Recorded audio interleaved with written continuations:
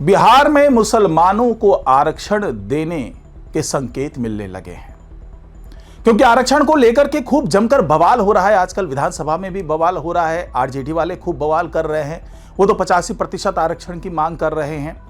ऐसे में नीतीश सरकार में मंत्री अशोक चौधरी ने जो दावा किया, उससे ये लगने लगा है कि क्या आरक्षण का फायदा अब मुसलमानों को भी मिलने वाला है। तो कैसे मिलेगा आरक्षण का फायदा, क्या संकेत दिए अशोक चौधरी ने, चर्चा होगी आज के इस रिपोर्ट में, तो इसे आखिर तक जरूर देखिएगा। नमस्कार, मैं हूं डॉक्टर सुरजीत सिंह और आप देख रहे हैं YBN बिहार झारखंड। अगर आपने अभी तक इसे सब्सक्राइब नहीं किया है तो सब्सक्राइब कर लीजिए, और अगर आपको ये वीडियो अच्छा लगे तो लाइक कीजिए, शेयर कीजिए और कमेंट जरूर कीजिए। तो अशोक चौधरी एक बयान देते हैं और उस बयान पर जमकर चर्चाएं शुरू हो जाती है, क्योंकि आजकल आरक्षण का मुद्दा गरमाया हुआ है। आरजेडी के विधायक पूरी तरह से 85% आरक्षण की मांग को लेकर के प्रदर्शन कर रहे हैं। यह अलग बात है कि जब वो प्रदर्शन कर रहे थे बाहर, तो उस दौरान नीतीश कुमार जब उधर से गुजरे तो उन्होंने कहा भी कि फालतू में क्यों कर रहे हो ये सब, आपको पता है कि ऐसा कुछ नहीं हो सकता। सुप्रीम कोर्ट के जो भी आदेश हैं उसके हिसाब से ऐसा हो ही नहीं सकता, आप बेकार में प्रदर्शन किए जा रहे हो। लेकिन सवाल यह उठता है कि वो जो 85% आरक्षण की मांग की जा रही है, क्या यह केवल दिखावा है, केवल नौटंकी है, भाई कुछ बवाल करना है तो कर दिया। क्योंकि इससे पहले 65% आरक्षण की बात हो रही थी, जिसको लागू करवाने की जिद पर अड़े हुए थे। उसके बाद बात आ गई कि 85% आरक्षण होना चाहिए, जबकि अगर हम नीतीश कुमार की माने तो ऐसा संभव ही नहीं है कि 85% आरक्षण हो जाए। लेकिन आरजेडी के जो विधायक हैं, जिस तरीके से ढोल नगाड़े पीट रहे हैं, जिस तरीके से हवाबाजी कर रहे हैं, जिस तरीके से नारेबाजी कर रहे हैं, उससे तो ऐसा ही लग रहा है कि यह महज दिखावा है। प्रदर्शन करना है किसी मुद्दे पर तो कर देते हैं, चाहे वो हो या ना हो, और यह बात उन्हें भी पता है। इसी दौरान आरजेडी के इस प्रदर्शन के जवाब में अशोक चौधरी ने एक बड़ा कार्ड खेल दिया। अब यह ऐसा कार्ड है कि जिसको काटने का कोई औजार ही नहीं है आरजेडी के पास। अशोक चौधरी ने साफ साफ कह दिया कि भाई आरक्षण की बात हो रही है तो उन लोगों को भी आरक्षण मिलना चाहिए जो दलित थे और वो मुसलमान बन गए, या फिर जो मुसलमान हैं लेकिन उनकी स्थिति दलितों जैसी है। इशारा एक ही तरफ है, वो है जो बीजेपी आगे लेकर के चल रही है, पसमानदा मुसलमानों की बात करती है, जो मुसलमान समुदाय में पिछड़े तबके के लोग हैं। तो क्या अब अशोक चौधरी भी बीजेपी के उसी वोट बैंक की ओर बढ़ रहे हैं? क्या जेडीयू भी अब बीजेपी के उसी पसमानदा मुसलमानों की पैरवी कर रही है? क्योंकि अशोक चौधरी ने जो मांग की है उसके पीछे तर्क दिया।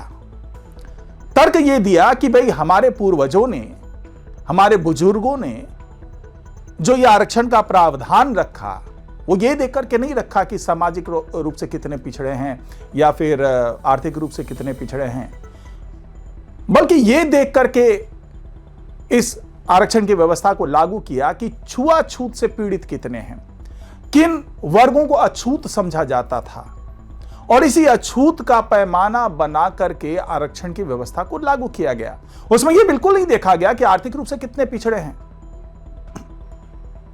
तो कुल मिलाकर के समाज के मुख्य धारा में उन लोगों को लाने की कोशिश है जिसको समाज कुछ दशक पहले तक अछूत समझते थे, और उन्हीं अछूत वर्ग को अब बढ़ावा देना है आरक्षण के माध्यम से, उनको मुख्य धारा में वापस लेकर के आना है।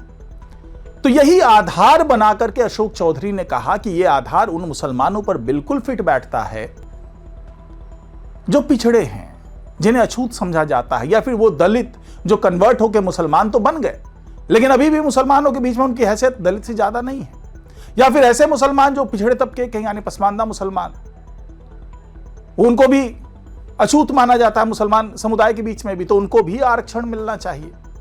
अब चाहे धोबी हो, नट हो, या दूसरे जो अंसारी या तमाम ऐसे समुदाय हैं जिनको इस प्रताड़ना के दौर से गुजरना पड़ा मुस्लिम समुदाय के अंदर भी, तो अशोक चौधरी ने एक बड़ा पत्ता खेल दिया कि अगर इसको आधार माना जा रहा है और अगर 85% की आरक्षण की बात कर रहे हैं तो इसमें मुसलमानों को अछूत क्यों माना जाए, क्यों ना मुसलमानों को भी इस आरक्षण का लाभ मिले।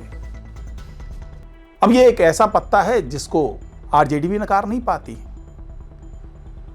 और अशोक चौधरी ने जिस जिम्मेदारी के साथ ये बयान दिया है उसके बाद से ये चर्चा शुरू हो गई है कि क्या वाकई नीतीश कुमार अब बहुत संजीदगी से इस मामले पर विचार कर रही है कि मुसलमानों को आरक्षण दिया जाना चाहिए। और इस मामले में बीजेपी भी रोड़े नहीं अटकाएगी, क्योंकि आमतौर पर यह माना जाता है कि हिंदुत्व की विचारधारा से प्रेरित पार्टी है बीजेपी। लेकिन जिस तरीके से पिछले दिनों पीएम मोदी से लेकर के हर शीर्ष नेतृत्व के जो नेता लगातार रहे, उन्होंने भी यही कहा कि वे पसमानदा मुसलमानों को आगे लेकर के आना चाहिए। यानी कि पसमानदा मुसलमान के नाम पर, या यूं कहें कि जो अशोक चौधरी कह रहे हैं कि जो दलित मुसलमान हैं, जो मुसलमानों में दलितों का दर्जा रखते हैं, तो उन लोगों को आगे लाना चाहिए, उनको आरक्षण का लाभ मिलना चाहिए। और ये बात बीजेपी भी कहती आई है कि पसमानदा मुसलमानों को समाज की मुख्य धारा में लाने की जरूरत है, उनको कई योजनाओं का फायदा पहुंचाने की जरूरत है। तो ऐसी स्थिति में अब एनडीए का जो पूरा गुट है, जो सारे घटक दल हैं, अब वो इस मुद्दे पर एकमत हो सकते हैं और ये विपक्ष के लिए बड़ा झटका साबित हो सकता है। क्योंकि अभी तक जो आरजेडी की बात करें तो वो दलितों, पिछड़ों की बात तो करती रही है, ओबीसी की बात करती रही है, लेकिन मुसलमानों के आरक्षण की बात जो है वो बहुत मुखर होकर के कभी भी आरजेडी ने नहीं उठाई। लेकिन अब जिस तरीके से जेडीयू ने हाथों हाथ मुसलमानों के आरक्षण का मामला उठा लिया है, उससे अब थोड़ी असहज होते हुए आरजेडी दिख रही है, क्योंकि वो तो पहले से मानकर बैठी थी कि मुसलमान तो हमारा वोट बैंक है ही। अब जो पिछड़े दूसरे हिंदू धर्म के जो पिछड़े लोग हैं उनको भी आरक्षण के नाम पर अपने साथ लाया जाए। लेकिन एक बड़ा पत्ता खेल करके अशोक चौधरी ने साबित कर दिया कि राजनीति के वो भी धुरंधर खिलाड़ी हैं और अब आरक्षण में किस तरीके से मुसलमानों को फायदा पहुंचाया जाएगा और उसमें विपक्ष किस तरीके से सपोर्ट करता है या कैसे विरोध करता है, ये जानने वाली बात होगी। फिलहाल आज की रिपोर्ट में इतना ही। नमस्कार।